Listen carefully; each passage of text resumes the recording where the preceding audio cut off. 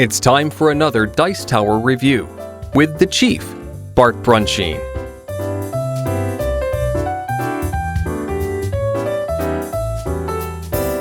Hi, it's the Chief coming to you for the Dice Tower, and today I want to talk about a little bit of a throwback game.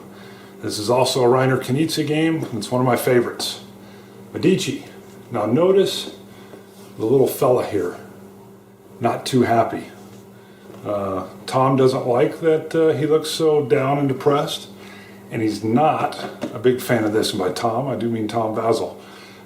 He once told me that if you mess up the bidding in this game, it's pretty much all over. This is a bidding game, Tom. Yes, if you mess up the bidding, you're not going to do well. But let's go in and take a little bit of a closer look at Medici, one of my favorites. Here's the Medici board itself. Now normally you would have these player pieces in each one of these markets, all 5 of the markets. Just for setup purposes, I only put out 3, and I only put them on these markets just so I can kind of show you how they'll work. But again, they would be on each one of them. Every player gets a boat that has 5 different areas for goods in it. And the goods are represented over here. This happens to be grain. I'll get some tighter shots of these in a little bit. The numbers for the grain, or for every good, all 5 goods, will be 0, 1, 2, 3, 4, and 2 5s.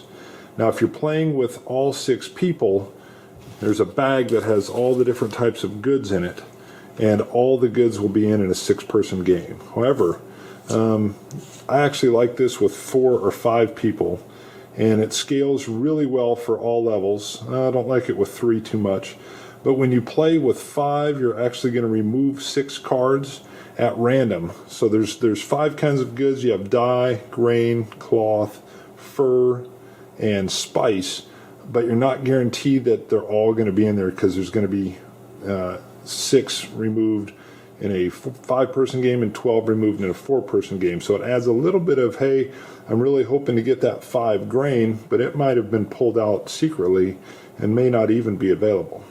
So that's the components. Let me show you how scoring works real quick. I'm going to just bring this right onto the playing board. When it's the player's turn, they'll reach inside this bag, and they have the option of pulling out 1, 2, or 3 goods. Let's say, for example, I just pulled out a 1 grain.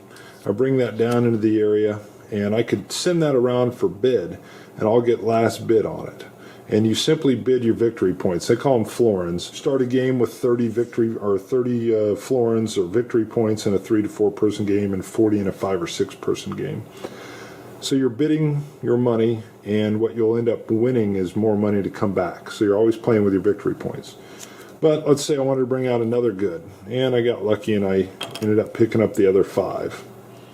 And I decide I'm going to bring out a 3rd good out of the bag, and I get some dye for 1. Now again, just for theme purposes, 1 would be like, real poor quality dye, whereas 5 would be, top dollar grain.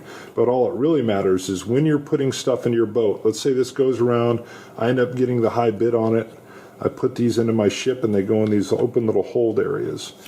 What I want to eventually get on my ship is I want to end up having the highest point total of everybody at the table. If you're playing, let's just say a 5-person game, it would go 30 for first, 20 for second, 10 for third, 5 for fourth, and 5th place gets no points at all. If you ever run into a tie, you just you sum them and then round down. And that's how the scoring works for the high boat. That's phase 1 of the scoring. One of the real nice things with bidding is if you see this ship only has 2 areas left in its hull. Well, if someone else were to come along and decide they were going to bring out goods, let's say they bring out this grain, well, that might be real nice for the second phase of scoring, which is monopolizing a market, which I'll show in a little bit. And then let's say they brought out a number 5 fur. By the way, this is some of the worst drawn fur I've ever seen. Everybody always says that looks like a dead rat, but neither here nor there. Well, now I could still bid on this because I have room in my ship for it. But the person may say, well, you know what, he's going to bid, let's say they're trying to collect grain too, even though this is low quality for a high boat. Maybe they simply don't want me to get a chance to get it because I can monopolize a market. If they bring out a third item, you can only bid on it if you can actually take it into your ship. So if they bring out a third item, I won't even be able to bid on it. And let's say it was the gold. There's a gold that has nothing to do for the markets, but you can see its value is 10, so it really assists in having the high boat. So if this came out, I'm locked out. I won't even be able to bid. And that's a huge factor and a big strategy point in this game when you're bringing out items to be bid on. You can work it toward your advantage. I've seen some people try to go all the way down to the last little tiles that are in the bag and just hope to get what they can for very cheap. If nobody bid a price on this at all, of course they would if the gold was in there, but let's say I brought these out and nobody had bid on it. When it comes to me as the person that brought the good, I can take it for $1, so I can get it for real cheap. If it was the end of the game and end of the turn and everybody had filled their boat, but I still had openings, it moves the game along real well. If everybody's filled their boat but one player, that player reaches into the bag and just has to randomly draw out tiles. They pay nothing for them, but they're forced to put them into their boat. Sometimes it works for you, sometimes it works really good, and sometimes it'll mess you up. Because the second phase of the game, so this would be the scoring, which I already covered, which can get you up to 30 points. The second phase is now you ignore the numbers and you just look at the type of good. So if this were the case and I were red, I would go up 3 tiers. So it should be down there. I would go up 3 tiers, 1, 2, 3, because I have 3 grain, and I would go up 1 tier on the die market, and over in the fur market I would go up 1 tier as well. Now let's assume that green had actually gone up 2 in that one, and yellow had gone up 3 in die, and yellow had just gone up 1 here.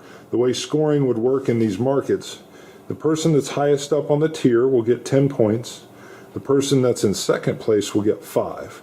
If we'd been tied, it works the exact same way as these scores are summed, so it'd be 15 points, and then you round down after you half it, so we would each get 7. Same deal over here, 10 and 5, 10 and 5.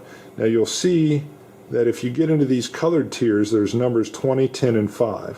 What that means is if you get into these areas, not only do you score if you were in first place or second place, the 10 or the 5, but now you're going to get a bonus of the 5 points, the 10 points, or the 20 points.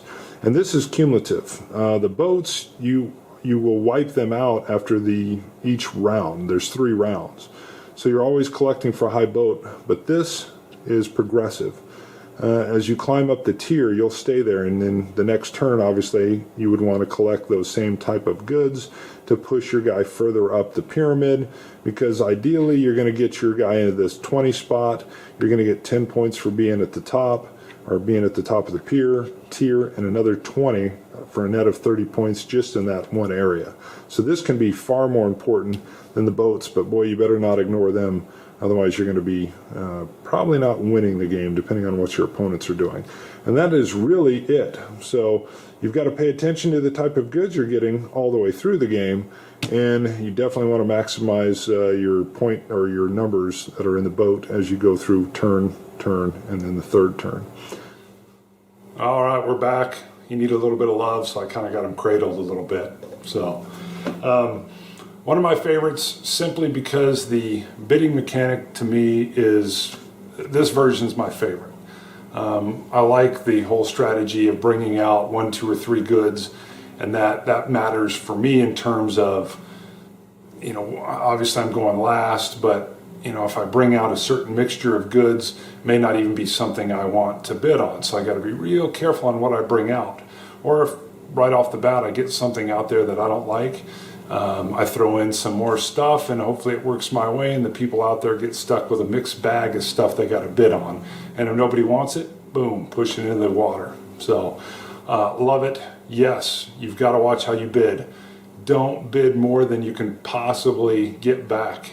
I've seen people bid, way over 30 florins for something, trying to get high boat, and they don't pay attention to the markets they're in, and sometimes I end up getting high boat. Sometimes I won't even get high boat, and here they've gone and spent more than they would even have gotten back in return. So yeah, watch your bidding in a Reiner Knizia bidding game. Anytime you want to play, Tom, you and this fun, happy fella and me will all hang out and play some Medici and a few others. See you guys. It's the Chief. Thanks so much for watching the Dice Tower videos. Find more great videos and reviews, as well as our top-rated audio podcast at Dicetower.com.